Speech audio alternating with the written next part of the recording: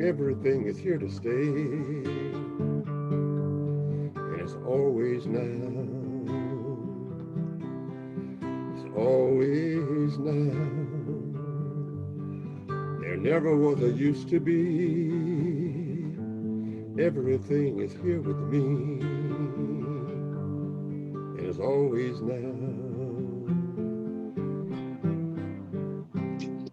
All right, welcome. Thank you, John. That was lovely. We have a great day today. The weather is cooperating. Beautiful day in Austin, Texas, and let's go around the horn. John, how are you today?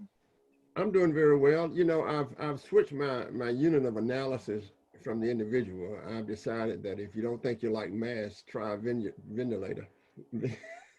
Got it. Ventilator. But I've switched it to institutional responses and to leadership. You know, I do lectures on leadership, and I was watching the leadership of different organizations, whether it was religious, and I've looked at the Big Ten, where, you know, go Northwestern, where I went to graduate school. And don't you find it's pretty interesting that we've gone and looking at the virus and how people are demanding that leaders go forward. So we have a conflict here in the science of the virus with the popular opinion of the virus, and a great case study is my old alma mater, Northwestern, in the Big Ten. So they had decided not to play sports. There was so much demand, and you can see the other thing in whether it's religious organizations or whether it's opening up, say opening.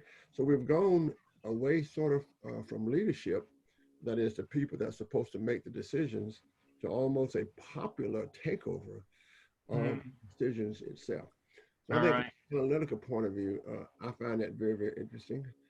If you look at the rest of the world, I think that, again, stock market is booming because there's nowhere else to put money, to say the least. And then the other thing that's happening is nobody's talking about the interplay of putting kids back into school and the schools really acting as a daycare center. So I think there's a lot going on. And then we have, of course, the political atmosphere. That's always interesting. They say it's bad, but it's always bad. You know, you're ready to go at it, John. You just, you know, you're plowing through our stages here. So, Llewelyn, how are you today? Good? I'm very well, thank you. And how's the weather up there? The weather is cool and beautiful. Really excellent. Fantastic. Alfred Berkeley, how are you, sir? I'm fine. I'm in Baltimore, Maryland, and we also have beautiful weather. But Baltimore, Maryland, and are you glad that football is back?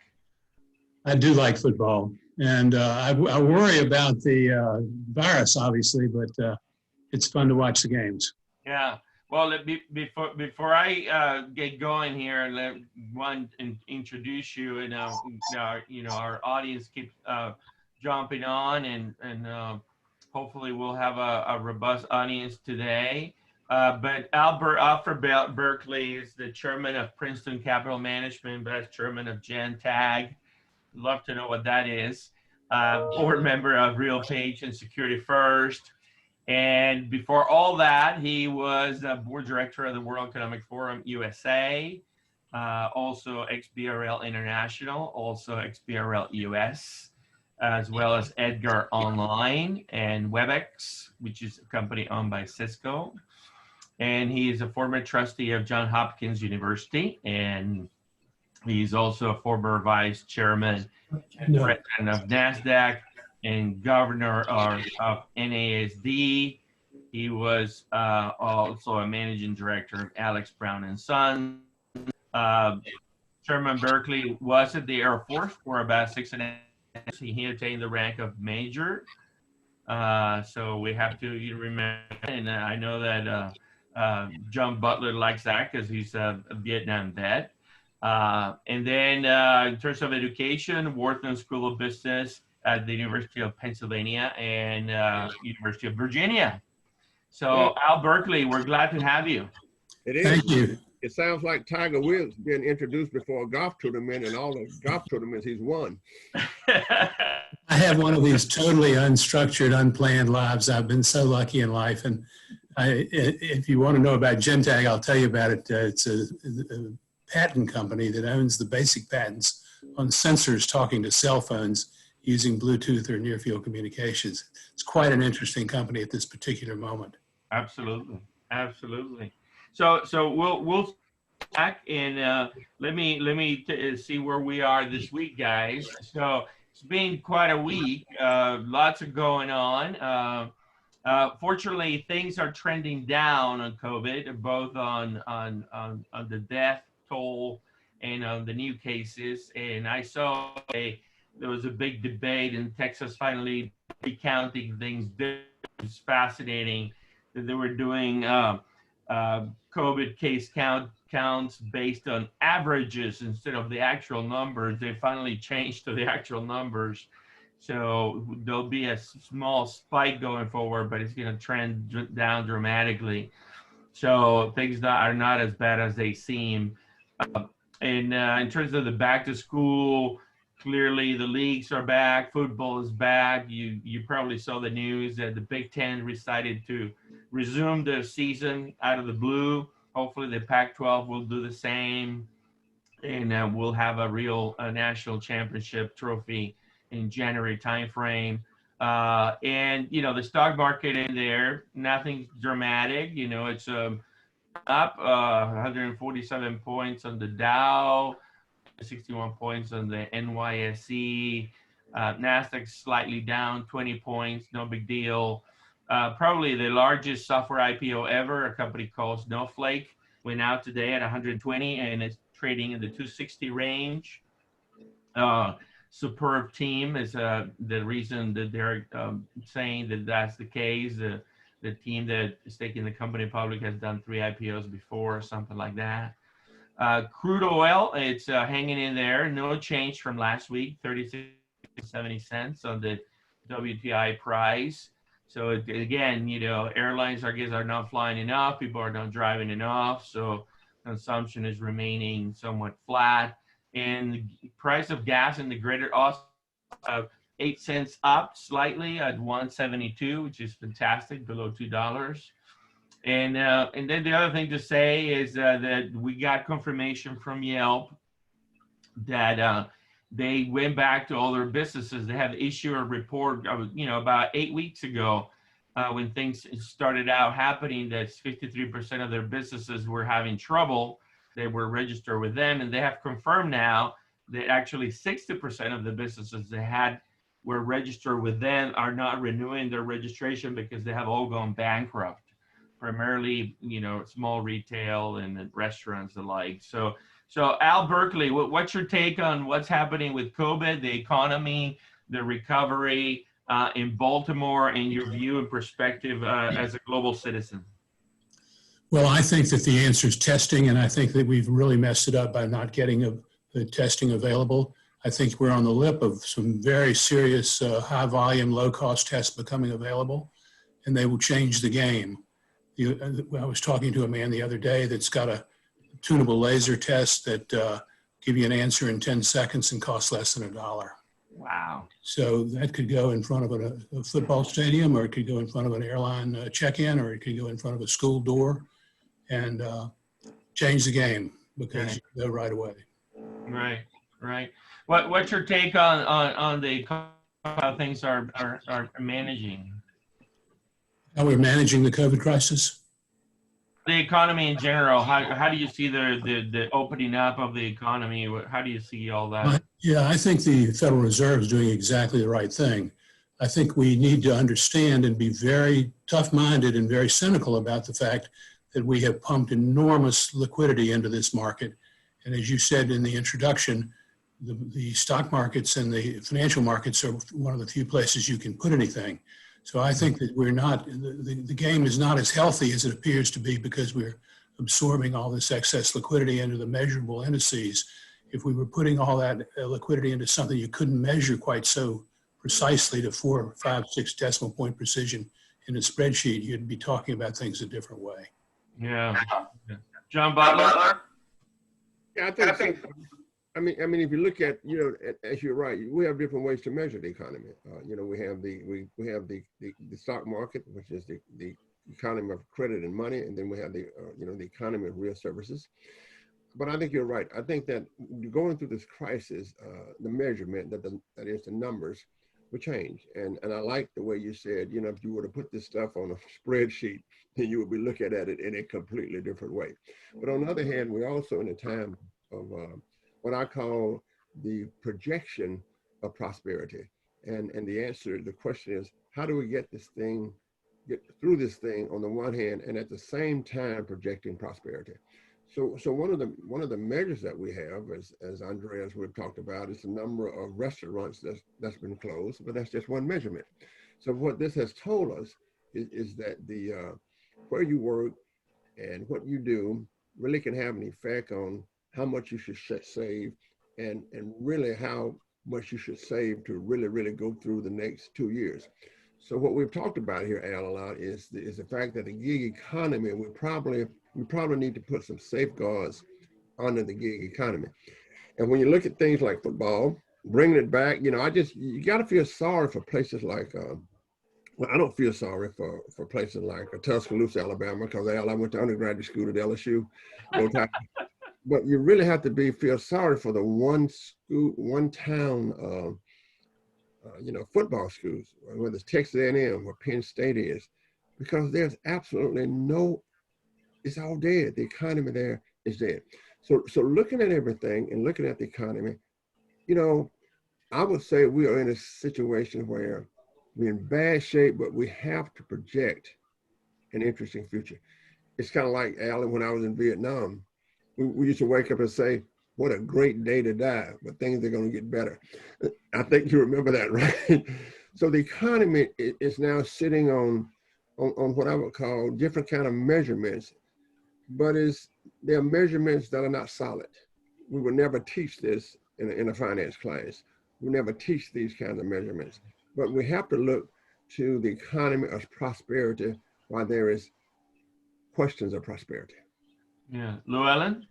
Well, I take some issue with this whole idea that things are really not that bad, because I think we're facing a double-barreled threat going forward. The first one is, although you're able every week to somehow say that the COVID news is better, the actual fatalities are going up, now standing over 194,000 dead Americans, which is an enormous number of deaths to come from one source. I say double barrel because first off, we are expecting, and Fauci, who seems to be the most reliable person in the administration, says we can expect a surge in the fall, and that seems to be very logical because we're not going to be able to dine outdoors. More people are gathering. We've got sports coming back and other gatherings, and they lead to more infections. But the other barrel that America is facing, really clear and present danger, can be said to be the weather, climate change. We have the West burning in the most extraordinary way. We have serial hurricanes hitting the Gulf Coast, particularly at the moment as we're recording this. Rain is pouring down. Some places there will be 30 inches of rain. We have tremendous and dramatic melting in the Antarctic. We have melting in the Arctic, all of which are going to impact climate. And we're going to see, we've seen in San Francisco temperatures going as high as 120 degrees, cool San Francisco. So that the new administration, whatever it is, that is elected in November and takes office in January, will have to get serious about climate. We'll have to, if we don't have a vaccine by then, we'll have to get even more serious about pursuing a vaccine and how it's going to be delivered.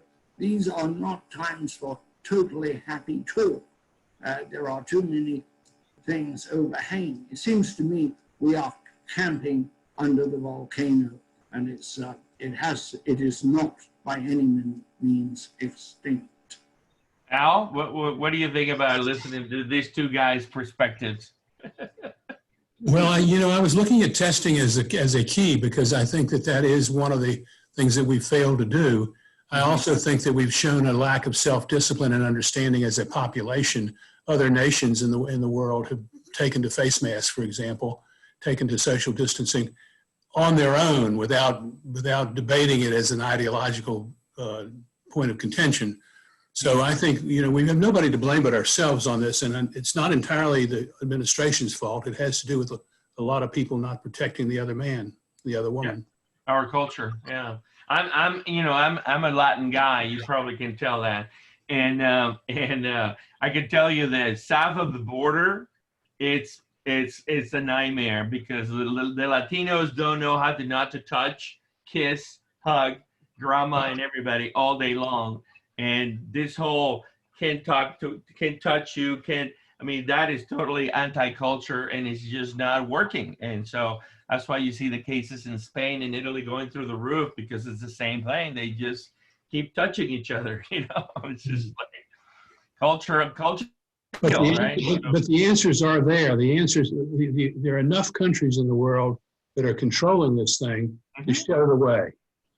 No, I totally agree. Well, all I'm saying to you is that I concur with the fact that it's everyone's man's and woman's fault and on their own based on their behavior and their culture. And the Japanese and the Asians are very good at this social distancing. They never shake hands, So exactly. So I think that it's kind of fascinating what we're going through. But let me try to connect the dots and bring you into the conversation as it relates to your phenomenal career and what you're doing now. As we look at digital transformation and what's happening, we keep talking over and over since day one that COVID has nothing but accelerated digitalization and digital transformation in a phenomenal way. Some places 5 years, in some places 10, 20 years. And it should be no surprise, given the pandemic chaos that is going on, that a company like Snowflake, which is a pure play cloud platform competitor of Amazon and Salesforce and Microsoft and the like, it's had a rocket success on its IPO because again, it's the premier platform for a digital world, and so clearly there's something that we track a lot out called the telecom and 5G phenomenon. And, real quick, just from last week, right? Nokia adds a blockbuster industry 4.0 content a la Netflix style for private 5G. So basically, as I have said many times, 5G is really not about us tweeting each other. We already have 4G for that. 5G is about the fact that every enterprise in the world is going to be able to build their own private network to control their 10 billion things that they want to manage. And so Nokia has just, again, made another big inroad into product line that enables that. The 5G hotspot uses, Verizon just launched and AT&T just launched a new 5G hotspot use, so you can actually buy a 5G kind of hockey puck type product for $500, plug it in your house. You're getting 1 gigabit per second into that, 1,000 megabits, and now you can turn it into a Wi-Fi hotspot, and you don't need Time Warner cable and nobody else anymore. I mean, it's a game changer, right? It's available right now, $500. Ericsson has just released results from the headquarters in Plano, Texas. They are attaining 5.4 gigabits per second. So that's 5,400 megabits per second speeds on that hockey puck. So again, phenomenal progress in acceleration of new technology going on. SK Telecom out of Korea with Samsung and Hewlett-Packard and Intel just partner into the whole notion of network virtualization for 5G. Again, another technology element that enables basically the segmentation of 5G networks and proliferation of private networks being built by anybody and anybody. And then last but not least, the U.S. government administration, just through the DOE, just basically decided to pump $1 billion into homegrown, U.S.-made artificial intelligence, 5G, and quantum research dollars to be won in the next 12 months. $1 billion. So Al, what's going on? I know that COVID is slow, but it seems like the world is going super fast. Well, it's really interesting to talk about 5G because we've looked at it at Princeton Capital from the question of how do you play this and when, and what do you play first, what do you play second. We've divided the game into 3 stages. There's sort of the infrastructure stage where you're getting the towers up and the hockey pucks out there and the fiber optics that are needed, the backhaul issues, et cetera. Then you've got a middle stage where you're putting a lot of functional middleware into the system. And then you've got the applications coming in at 5G levels. And it's not just a 4G application sort of hyped up. It's a rewritten 5G application. It takes advantage of things that weren't available before. So we've tried to divide the world into this phase 1, phase 2, and phase 3 to give ourselves some structure in how we think about it. Because even a professional investor can get awfully confused with all the change going on so quickly. Mm-hmm. Yeah. May I ask? Oh, Go ahead.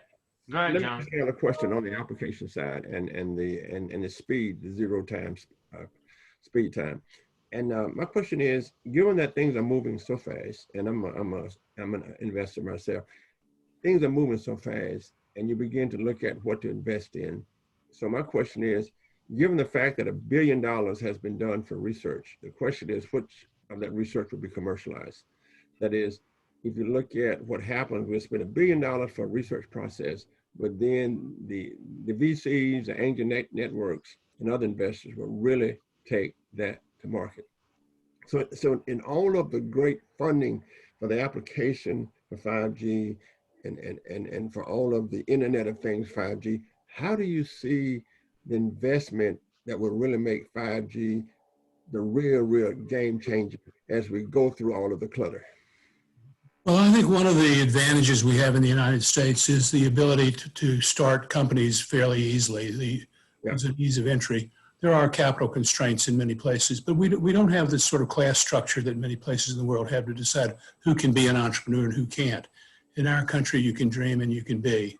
So that's a good place to start. And it leads to a Darwinian survival of the fittest as these companies come to market. And often it's not the best technology that wins, it's the best total implementation fitting into the infrastructure that's been there before so that you don't have any big bang transitions. You have lots of small transitions.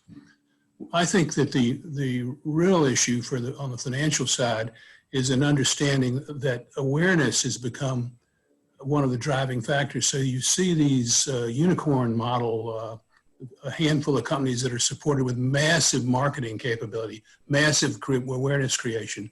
There's a fellow in Switzerland named Roland Schatz who runs a company called Media Tenor.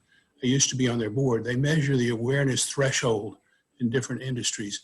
If you don't get yourself above that threshold, you're never even considered. You don't get into the final 3, the final 5 bake-off. So the idea of being known in an era when the next communication is 0 cost and instantaneous, unbounded by geography, is a whole new game that most people just haven't gotten their heads around yet. And what you're seeing with the unicorn investors and the venture business and some of the private equity investors is an understanding that awareness is about 9/10 of the puzzle right now, because people are fighting new ideas, they're finding new ideas, and they don't know anything about them. So the guy who shouts the most seems to be credible. Right. Thank you. Llewelyn? Well, I'd like to ask you, is there a point where there is a kind of saturation of technologies in that area, in the area of 5G?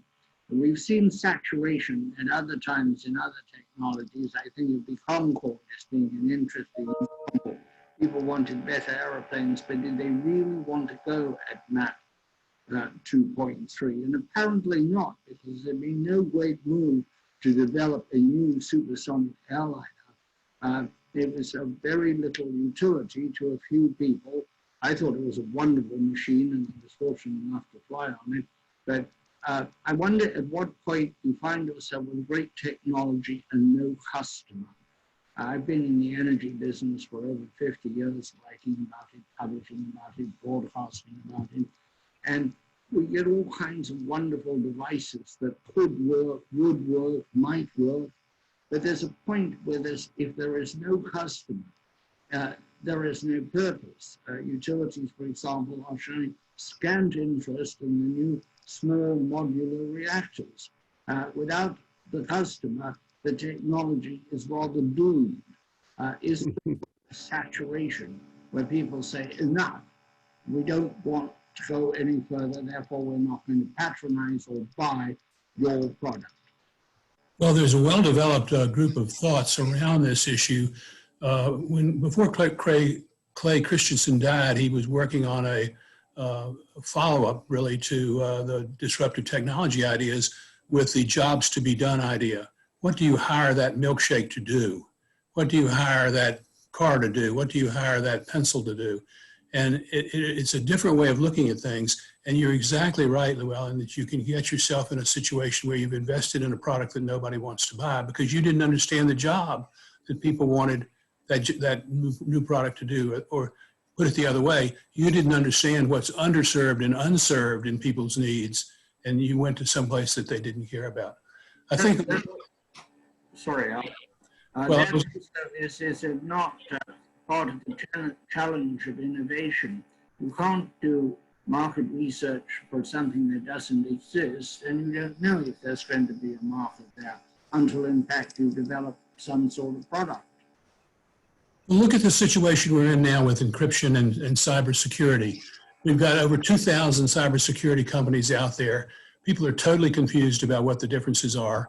It's a very intellectual game to understand what a cybersecurity product does and how it does it anyway. And you get into the situation where people just give up and they go to the ones that they hear the most about. There's a social proof kind of model there, to use Cialdini's model. So what I've been trying to do is say, is there a nuclear approach to cyber? In other words, can you eliminate the risk instead of mitigate the risk? What can you do in designing the product to eliminate the risk of it being hacked, as opposed to just watching till you are hacked and then trying to mitigate? And, just personally, I've looked at 3 companies that I think have a shot at getting there. One of them is a company called Cyber Reliant in Annapolis. One of them is a company called Vibe, which is virtual identity-based encryption. And one of them is a company called Agile PQ. And they're taking very small footprints of cyber, changing the model a little bit, and making it available for Internet of Things sorts of implementations where there are going to be trillions of endpoints. So, again, the tendency is to go with the one you hear most about, but they're not doing the job I want it to do, which is to eliminate that cyber risk, not just to mitigate it. So that's a marketing challenge, isn't it? Peter Marisi, the newspaper writer, he says that he calls it the Caruso effect, where if once there were thousands of people singing opera, when Caruso was able to do it on recordings, everybody wanted to listen to Caruso, and that was many fine tenors went to the wall, and that happens all the time. This is part of the business picture. Well, I find it interesting that, as you say, in America, we put up a stop sign after the accident happens. And so the question is, how do you put up the stop sign? I was involved with the Wheel Group that we sold to Cisco, which was one of the earlier kind of cyber kind of companies. So my question is, don't you think, though, that given the technology, that security will always be becoming? Don't you think that we will have robots that sort of we have now? And maybe what we need to do is to make sure, instead of putting the stop sign up right away, make sure that the stop sign is always looking and lurking, if you will. So the concept is to have that airplane, to have that technology, to have that system where the security is always in the becoming, they're actually roaming around, because you're exactly right. Big theoretical question is, how do we put the stop sign up before the accident happens? But in America, we always put the stop sign up after it happens. So how can we do that with cyber? Well, you know, it's the fundamental problem in getting cybersecurity right is that Moore's law continues to give you more powerful chips under that code all the time. So every 18 months, you're rewriting your cyber to take advantage of technologies that you didn't know were there before, but which can be used against you in the cyber war if you don't take advantage of them. So there's not, it's like a treadmill. You're rewriting and rewriting and rewriting. So we've been looking for architectures that were scalable, and also were perversely teeny little footprints. So I'm very, you know, Adi Shamir, who was in the SNRSA, is an Israeli cyber scientist who invented identity-based encryption. Very, very clever when chips were smaller. There have been 17 or 18 patented improvements on top of it. And identity-based encryption may be one of the answers to answering this dilemma of an absolutely smaller footprint for one end and a huge chip on the other end. Yeah. Theoretically, it's sort of like Clay Christensen, whom I consider Schumpeter. You know, I think they're the same thing. But, you know, I mean, if you look at Schumpeter, if you look at what Clay was doing and how we think about the world, well, then there's creative destruction, if you will, within the cyberspace that's happening all the time. So the question is, how do you continually rebuild yourself? So the purpose of capital, of course, in the Schumpeter model, is to make sure that you have enough capital to survive all of this destruction that's going on. Okay, I'm sorry, Andre. No, that's great. Any follow-ups on that? No. Okay. Well, give me a moment here to share my screen, and I gotta pause and do our quick advertisement for. Hopefully you're seeing that. So we had our virtual Digital 360 Summit, which was a total success. And these three gentlemen were part of that. Al Berkeley was in the new financial tools panel, which was phenomenal. And those videos are coming up soon, and they'll be posted for folks to enjoy. So we had a great success there. And really enjoy the opportunity of being with all these companies and speakers from all these companies, and it was phenomenal. And we announced that our 2021 edition will be May 18th, 19th, and 20th, and we'll just do a redo, and we'll sprinkle some cayenne pepper and some brown sugar and other things on top of what we did last year, and shake it up and see what we get.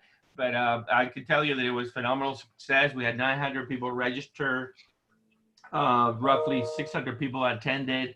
It's the feedback has been glorious.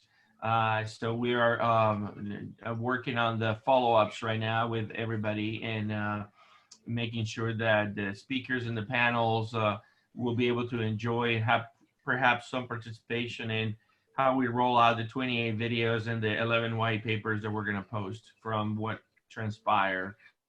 Anyway, and then I want to thank Texas State University for sponsoring our Digital-Roundtable. So let me come back and basically pick up where we left off on something that enhances what we're discussing, which is what's going on in cities on this acceleration, right? So transition to EVs could save $72 billion in health costs, according to the American Lung Association. This got reported yesterday.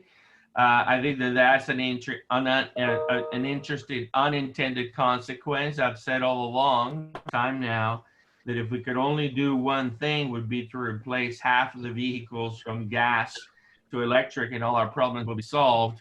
I'm excited to see that it's sharing with some findings and research with hard numbers about how we would save a ton of money if EVs are successful. Another element that we're looking at here is that Los Angeles just decided to create a new type of streetlight architecture. Basically they're looking at the streetlight, and the vendors that are in the streetlight business are looking at streetlights as the next iPhone. And you know, streetlights are everywhere. In Los Angeles, they have roughly 200,000 streetlights in their city, and they're replacing them with a new architecture, and they're going to have everything from, you know, 5G cell to video cameras and everything in between, all kinds of capabilities and smart technologies. And at the same time, which I find fascinating, the city of San Diego, which actually deployed their smart street lights actually 2 years ago, have decided to shut them down because the street lights, when were given the management of the street lights was given to the police department, and the city of San Diego, or a faction of the city of San Diego, is basically vitriol about the fact that the cops are managing the street lights and potentially Big Brother tracking everything. So as we move forward, Al, with 5G and sensors everywhere, and technology in the sense of AI, and you see street lights being deployed and some people are rolling them back. And what's your take on how would the United States, the land of the free, the home of the brave, the independent person that doesn't want to carry, doesn't want to have an ID to vote yet, he needs an ID to get a driver's license. How is this going to work out? Well, we certainly haven't solved a set of trade-offs between group security and individual freedom. I had the privilege of serving on one of the advisory boards after some of the Snowden breaks occurred. Mm-hmm. And this is the issue. The issue is where and when, and when is an important part of this, where and when do you trade personal freedom mm-hmm. for group security? And I can tell you that density matters, population density matters in that decision. This whole gun argument goes one way if you're in a crowded city like Baltimore, and it goes another way if you're in Wyoming riding your horse. Mm-hmm. So we don't have easy answers for this, and democracy at the state level is probably where this is going to get decided, because you've got such virulent feelings from the high density states and the low density states in opposite directions. Yeah. John, Llewelyn, anybody? Well, you know, a great proposition. Hi, John. A great proposition is that there's safety in numbers. Of course, that's a great sociological proposition, but when we look at it, it's not absolutely true.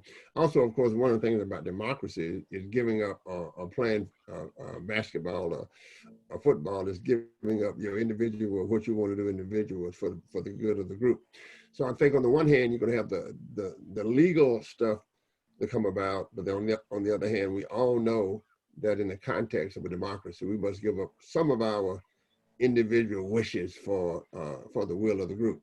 I want to comment, Andreas, on the EV stuff, and ask Al and Llewelyn about the switching costs. So we know that EVs are coming. We know all of these things are coming. And my question is, will it be as fast as the cell phone with the switching costs? So we're in this quagmire, I think, that we've always had great technologies. You know, we had electric cars in the 1919s, and also we had the great red cars in LA in the 1920s that really solved the problem of the movement of people. So I would want to get asked take on switching cars and putting these new technologies in, from EVs to lights, Internet of Things. Will we be delaying the switching costs? Because we know that the electric industry, for example, the utility industry, they move not like creative destruction, but they move every 20 years just to move. Well, I think that we need to go look back in history. We got together as a nation to build through a community effort to build the railroads, and gave away an awful lot of land in the railroad right-of-ways. I think you're going to see the same thing coming in with electric recharging capabilities, and that's going to be the bottleneck, is where can I take my car depends on where I can get it recharged.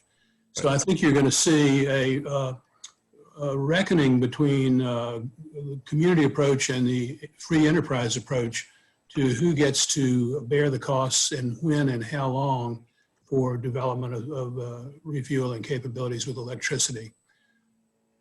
Yeah, and it's good. Hold on, Llewelyn. It's good, just to make that point, it's good that you bring that up, because New York, California have the public utility commissions, public service commissions in both states have authorized massive deployment to the incumbent utilities, the IOUs, the Southern California Edisons, the consolidated Edisons of the world, in the tunes of $700 billion. So it's a significant investment that is coming. Well, look at the dilemma that the entrenched centralized utilities have as we add solar to rooftops. The question is, who gets to get a return on capital there, and how much and when? We're asking the utilities to be there when we need them with baseload capability, and yet we'd all like to be free of the grid and not pay that electric bill. That's a fundamental dilemma that gets at this individualism versus community security again and again and again.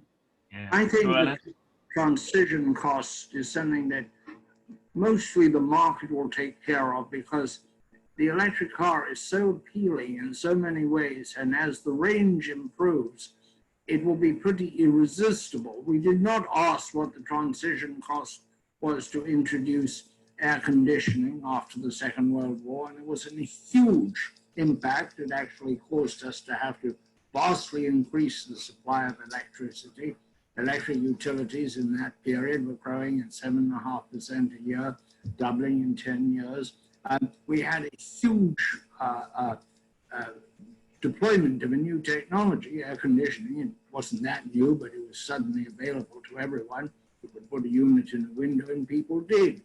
The appeal of electric cars, with their lack of fueling, with their lack of going to the gas station every few thousand miles to have the oil change, and the acceleration, plus just the general sense of being with it. I think it's a huge marketing factor, and demand is going to bring about charging, and there are going to be various models. I'm not sure it's the responsibility or desirable that electric utilities should be in the charging business. I think that parking lots should be in the charging business, possibly municipalities. We have all these parking meters. They should really quite logically be charging stations, and we're going to have quite a lot, an amazing amount of land available at shopping centers, former shopping centers, many, many places where cars come to rest. And wherever cars come to rest, there should be relatively easily available charging. I don't think it's a big order. I think the market will take care of it. There is a tendency when you get a great new invention to worry about what collateral development will be needed for it to work. But it's not necessary. The market will provide the collateral development. If the Wright brothers, I've said this before, had started worrying about radar and radio and high tensile alloys, etc., we'd never have had an aviation industry.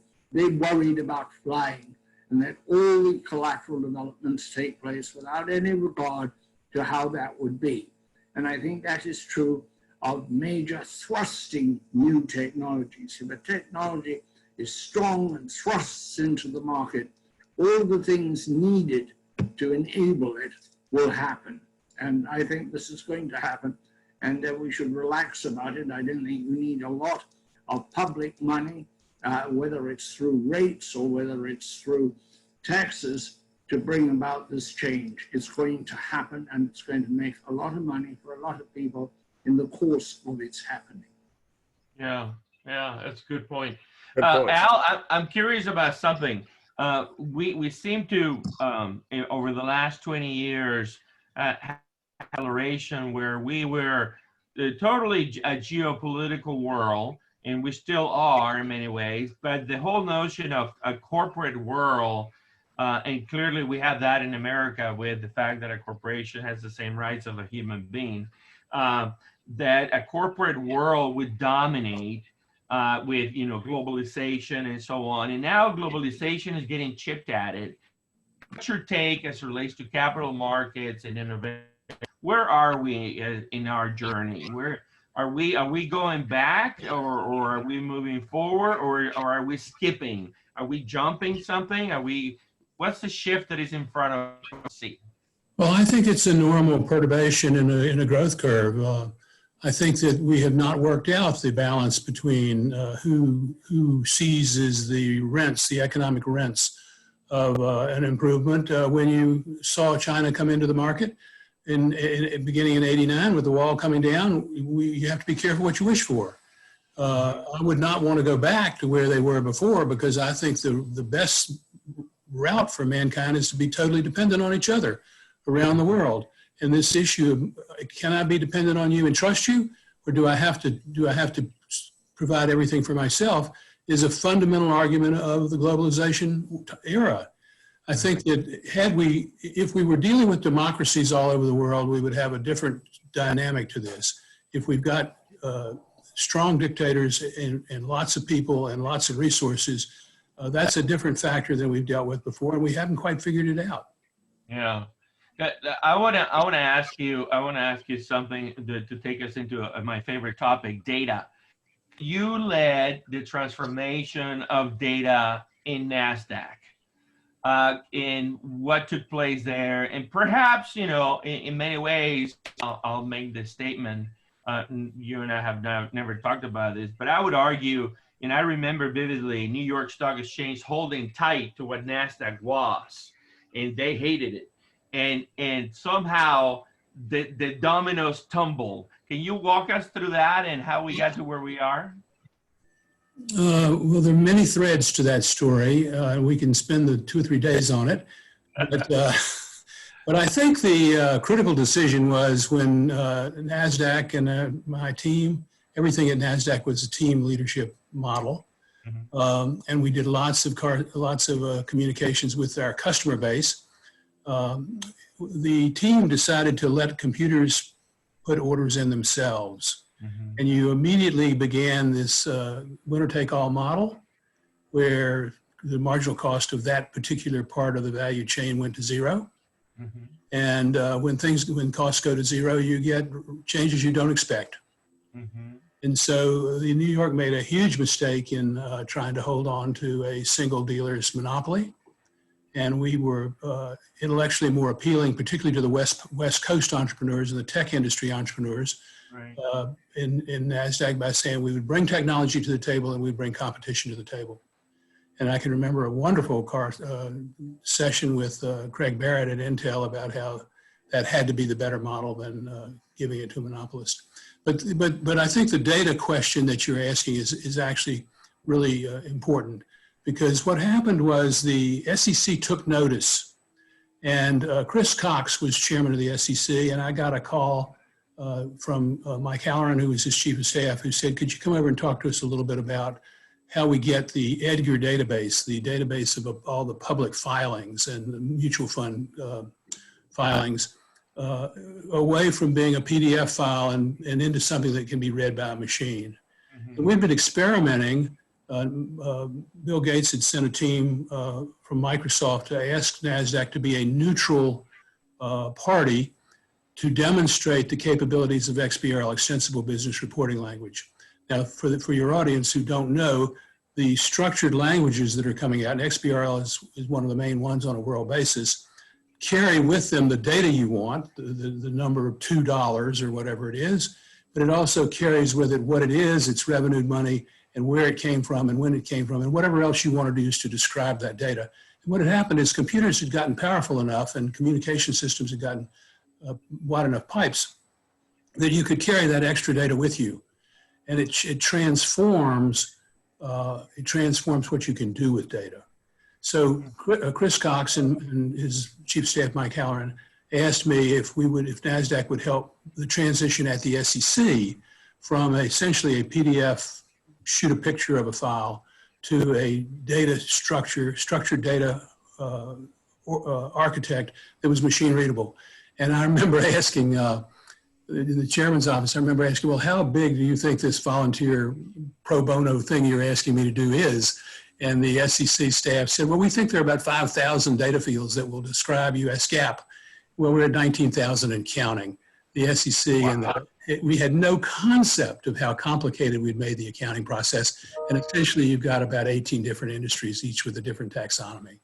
But what happened there is the US began down the path of using structured data and getting the efficiencies of standardized data, while the rest of the world began to race with that. We're now far behind, and we've got a competitive threat that most Americans aren't aware of. It's very much like the metric system versus our imperial system. We think everything's in inches and feet. We're only 5% of the world's population. Most of the world goes in meters, centimeters, and kilometers. Yep. So we raise our costs and become less competitive when we have to do two systems to be an international company, or when we only do one and the rest of the world can't buy it. So there's this subtle competition that's going on to standardize data. The Netherlands run their whole country on structured data, specifically XBRL. The UK, Company House, all these companies that got checks with the COVID in England just got a check in the mail because they had been every private company and every public company has to file with a structured vocabulary that allowed the government to know who the workers were, when they were there, and exactly how much they'd made. And so they didn't have to apply for PPP the way we did here. They just got the check. And those are efficiencies that have real value to them. Go on, but this data standardization issue in solar, it will give solar industry the way to get paid on a power purchase agreement model over a 10 or 15 year time frame in a way that if you didn't have that standard data coming off those solar installations, you couldn't do. Right. Yeah, I think it's also interesting to note that in terms of an academician like me who does stuff on what I call social physics, is that it has blurred the distinction between different kinds of disciplines. So, for example, as in finance, when the physicists really took over writing the equations for finance, so really people look at the discipline of finance, and I'm a finance junkie. And, it's the physicists from Chicago, that other little school down from Northwestern where I went, that really came up with the idea of taking all of this data and transforming finance. Well, when you begin to talking about what you've done in transforming everything that's machine learnable, not just readable, but learnable. And to me, that is the major thing. Then you're going to see a lot of stop signs, right, that we can put in before things happen. And when it gets to the point of finance and what's happening at NASDAQ, it becomes very, very great because, like you said, I mean, the cost for buying a stock and the cost of doing anything just goes to zero. Or when that model goes to zero, then my gosh, all kinds of good things happen. We can buy fractional shares now. Yeah, That's right. Which is amazing. Right now, Al, and I'll let Llewelyn jump in here, but given that, I mean, we have lived that transformation in the financial system, but nothing else is like that, and everything else needs to become that. What's your take? I mean, how does that come about? How many Al Berkeleys do we need, and how does this happen? Well, I think that you better be careful to not recognize that we're like frogs in a pot of water that's getting hotter and hotter because it's catching up with us. Look what Amazon's doing to retailing. It's right around you.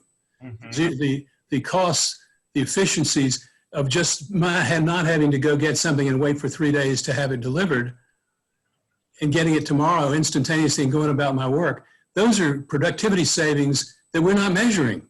But they're enormous. They're enormous. Right. Llewelyn? Well, I would like to, as a sort of final thing, first, I'd love to hear somebody say something about the climate, because when I turn on the television at 6:30 tonight to see the news, it's all going to be about the climate, and we're talking about data. So somehow these things have to come into some sort of conjunction in order to establish policy and the way forward for the nation. And the other thing is really related is, when does the physical intersect with the virtual? If we're really going to have the kind of catastrophe, which many envision from sea level rise, there's going to have to be a lot of physical building to protect the cities from the water.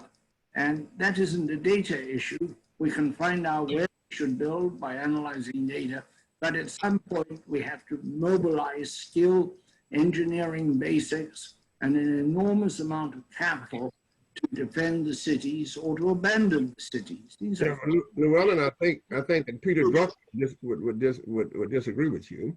It's really, data gives us the ability for, you don't like this word, for efficiency. So therefore it gives us the ability to have smart dams. It gives us the ability to know when the sea is coming. It gives us the ability to prepare. Agreed, but you still at some point got to take a physical action. Absolutely, and I think But you can't just tell the girl you love her, you've got to kiss her eventually. Right, but what I'm saying is it's gonna merge with the physical. So what you call in the physical might be smart. Now there would be, the notion between the physical and the non-physical is also blurring, right? So therefore the physical might be just as smart as, but you've got to build something. But as Peter Drucker would say, my gosh, so we got all of the things that can fit together, right, on the dam, so the dam won't break. So we got our butt kicked by the Japanese because of Peter Drucker's efficiency and the measurement of statistics. So Al, when you were a kid and we put together 55 Chevrolet, we went down to Western Auto to get a part, every part was different. So can you imagine a situation then where every dam is efficient? What Llewelyn has said, what we build becomes more efficient because of the data. Well, at Princeton Capital, we asked ourselves, how do we get smart enough on climate issues to have an opinion? I mean, we see it going on around us, but how do you get that down to investing? Right. We identified a company down in North Carolina called the Climate Service, I think is its name, that did something differently than the others. Everybody we talked to was measuring sea level rise, and that's interesting. These guys were measuring storm surge, which comes on top of sea level rise. And we thought that was much more interesting to us, and we've leaned on them for a few comments about things we were thinking about investing in. I think it's part of the whole, sea level rise and surge. I mean, the one is on top of the other. You cannot ignore the surge on top of the rise. Yeah. Well, the other thing we've done is we've got a portfolio that tracks the Sustainable Development Goals that the United Nations instituted. They're a series of basically 169 points coming out of about 17 families of goals. And part of that, to get back to what we were talking about cities earlier, Andres, there's a Smart Cities initiative in the Sustainable Development Goals program, and we've been interested in that. We've got a portfolio that looks at companies that are publicly attesting to their commitment to the Sustainable Development Goals. This is to be done by 2030, which looks awfully close when you talk about climate change issues and stuff like that. But I think, as Andre said, I was on the board of the World Economic Forum, and I think one of the things that's come out of the World Economic Forum, a fellow named Klaus Schwab runs it, is he's basically asked the world up its game. And part of the world is responding, and that's quite remarkable. And the UN picked up on that. Kofi Annan said we cannot let the Millennial Development Goals, which failed, just drift off. We've got to try again. Right. And I think that's, that's sort of human nature, is that we're going to end up trying again and trying again and trying again. And if we had some media that were a little more statesmanlike, we could get some persuasion going on a little faster. Well, Al, let me chime in here and let me say, in my field, I do research on innovation, entrepreneurship, et cetera. Gary Caton here and I, we worked with a company in Silicon Valley and Austin, Texas, and we took business plan going backwards and predicted whether or not they'd be successful using AI. I would send you the research. We're writing the algorithm now, but unfortunately, they're fighting in the company. How that happens. But right now, I would send you. It was written up in the Austin Business Journal. We took data. We took companies and looked at it such that it coded everything, and we knew nothing about the company, and we were 100% in predicting what they did. You should come work for our investment advisory firm. Yeah, well, yeah, that's right. But they're fighting now in terms of the company. I will send it to you. But what we did was we did it with data, big data. Okay. Yeah. And we went away from the. In other words, I like to tell my MBA students that we're actually your management teams are more important than the technology. But actually, the management team might grow out of the technology now. I mean, the horse, et cetera. Yeah. I think the data in the persuasion game, trying to get large numbers of human beings to do something like wear a mask or use less gas. In the persuasion game, there's emotion and reason, and I think the data feeds the reason, and builds the ironclad intellectual case, but you have to have fires on television or deaths, the cooler in New York with all the dead bodies in it. You got to have that emotional pull to get the world to move. Right. Yeah. So trying to wrap up our thoughts here. It's okay if we go over our time for a few moments, but you know my work on the power grid, and I came up with this thing called the smart grid a while back, and we have been building the smart grid sort of the old-fashioned way, with hammers and rubber bands and duct tapes and things, and then over the last 20 years, the technology has gotten a little better, and we have things now like distributed energy resource management systems and advanced distribution management systems and appliances that you can touch and talk and the like. But the grids, all the power grids now are still managed by 2 or 3 guys on 8-hour shifts, and they're not letting the machines make any decision. How do we power grid? What needs to happen for the power grid to go machine driven? I've never thought about that. That's a really interesting problem. My guess is, and there's a little bit of irony here, I was the guy that got the call from some anonymous person when 3 Mile Island was overflowing, and they were worried about the water coming into the Susquehanna. I was on something called the Coastal Resources Advisory Committee, which is set up under the Coastal Resources Zone Act. And I got this anonymous call, and this guy said, there's a nuclear meltdown at 3 Mile Island. The water's rising. It's going to go into the Susquehanna. Click. And I called the state police, and I said, you don't know who I am, but I'm on the crack. And here's what this guy said. And I think we ought to pay attention, because not to pay attention could be disastrous, and paying attention costs almost nothing. And this very smart police officer, who was the desk officer at state police in Maryland, picked it up and went to work with it. But my point is that I think when on the control of the grid, I think when the control of the grid gets responding to more and more distributed production of energy, that those control mechanisms will have to change, because they'll be beyond the capability of a team of 3 people. I know, but the challenge is that all these guys are holding the dike with their fingers, and they are not doing what NASDAQ did, which was let's do it. Let's make the machines make the decisions. Yeah. What needs to happen for that? A crisis? Well, you've got some very advanced thinkers like the Southern Company and the Baltimore Gas and Electric and Exelon. Some of the Exelon pieces are very savvy guys, and they know these issues. They're not head in the sand ostriches at all. Yeah. To me, it's just fascinating. To me, it's just fascinating that the financial services world and other, the airline industry, other industries are really 20, 30 years ahead. And then there is a significant number of industries, water, energy, oil and gas, on and on, that are like, 30 years behind. Right? Oh, yeah. I think so. As I said before, it's amazing how disruption doesn't take place in the utility industry. It takes 20 years for it to happen. And remember, with a lot of things that we predict and make better, people are not involved. So the problem with financial modelers, for example, is that people will change their minds, but they're based on the equations of physics, and we have theories in physics that are lead pipe sense. So with physics, you're playing against the laws of nature. Well, you've got the problem, the fundamental problem of financial derivatives coming from the derivative financial theories coming from supply and demand curves. That's right. Is a real problem. A big problem. Yeah, I could spend another hour on that. Dude, we got to talk, Al. We got to talk. Llewelyn, any final thoughts? No, except I'm marvelous to be on with Al. Very interesting discussion. Thank you. All right. Well, Johnny, you want to pick up that guitar and take us away? Al Berkeley, thank you for being with us. We will follow up with you. We got many things to discuss. I've enjoyed this quite a bit. Thank you for having me.